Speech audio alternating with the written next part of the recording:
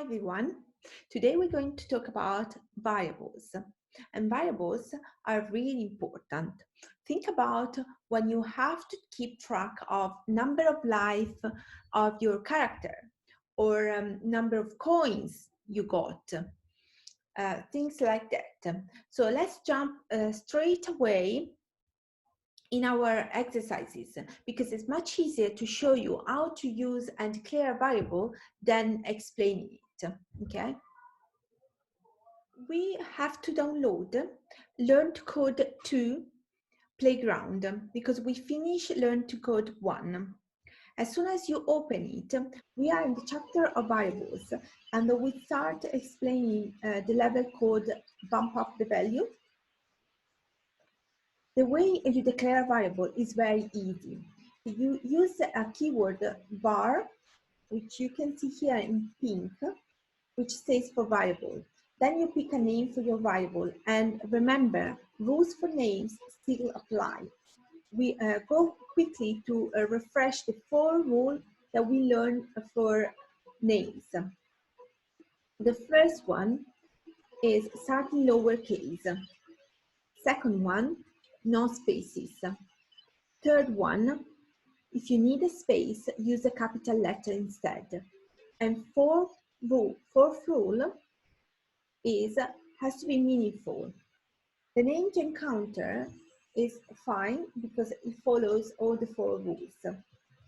Then I will start to assign the value of 0 because so far I collected 0 gems. I just have to remind myself that every time I collect a gem, I have to increment the counter. It's like keeping track of my score. I've got 5 gems to collect, and in order to collect the first one, I have to do 1 step and then collect the gem. For the second one, I do the same thing. For the third one, same. We learned already that when you have to repeat things over and over, I use do you remember?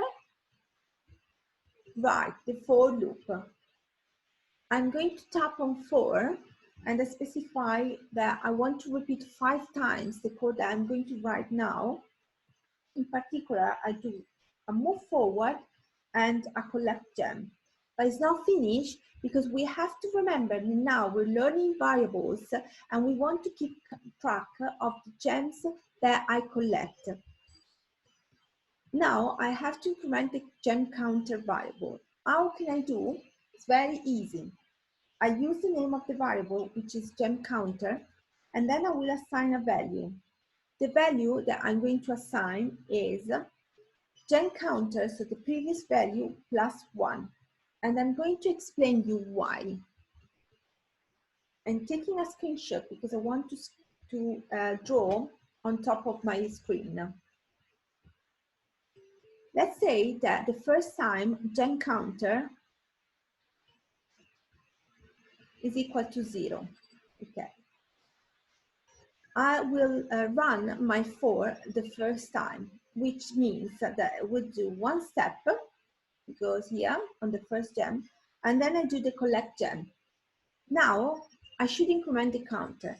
If I do gem counter equal gem counter plus 1, it means that gem counter is equal to 0 plus 1, because the gem counter values 0 at the very beginning. So 0 plus 1 is equal to 1. Once I collect the first gem, my gem counter is 1. Then I repeat the for again for the second time. I do 1 step and then I collect the gem. Now my gem counter is equal to 1 plus 1.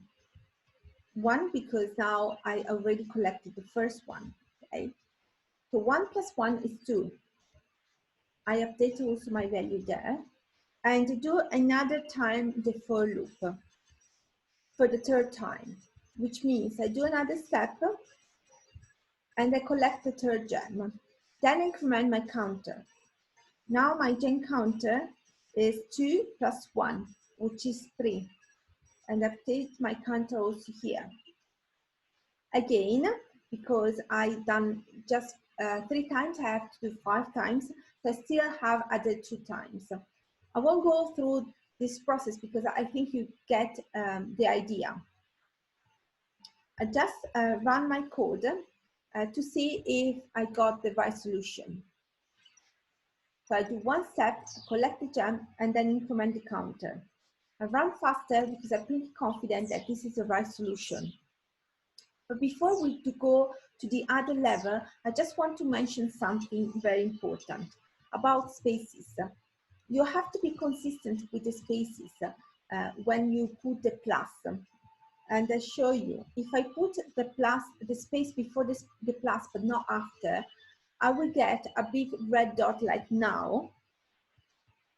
And the way I correct this is to be consistent with the spaces. So if I put a space before the plus, I have to put also one after. Or I decided not to put any spaces. And I simply write +1 like this. Okay. Let's try to do another level together. And then hopefully you'll be able to do the rest by yourself. Again, we declare the gem counter variable to 0. You can solve this level in 2 ways. You can use the while loop, you can use the for loop. I'm going to use the for loop because I think it's more intuitive for you, but feel free to use any solution you want, because now we're practicing variables, how to keep track. So don't forget, after every time you collect a gem, you have to implement the counter. I use the for loop, and I basically count the steps I got until the end, which are 16. I do move forward, and then I check if it's a gem. I collect the gem, and then increase the counter. And we learned that to increase the counter, I write the variable name plus the older value of the variable +1. Then I have to do also a check about the corners, because when I reach the corners, I have to turn right, otherwise I will go into the water. I add another if and I check if it's blocked, I simply turn right. Now I check that my code is correct and I run faster because I'm pretty confident about the solution. Every time he check for the gem and increment the counter in case he found the gem. And that's it, pretty much. On the next level, you have to be careful and reading the instruction because he wants you to collect exactly 7 gems. Okay, so for sure, if you go step by step and follow 1, 2, 3, you will get to the right solution. I just want to mention, we start with the gem counter. So this is just a name. For example, I can call it counter and it's still fine, as far as it follows the 4 rules that we mentioned many times by now. I've got the counter, and then step number 2, it says increment the counter each time your character collects a gem. Use a while loop to keep collecting gems until all 7 are collected. Okay, we use the while and we say until while counter is less than 7, we do something, okay? We do something like if it's on gem, we collect the gem, increment the counter, then we do a step.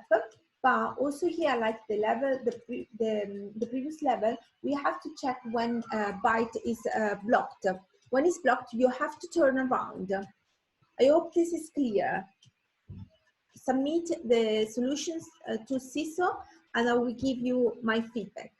Happy coding, everyone. Bye-bye for now.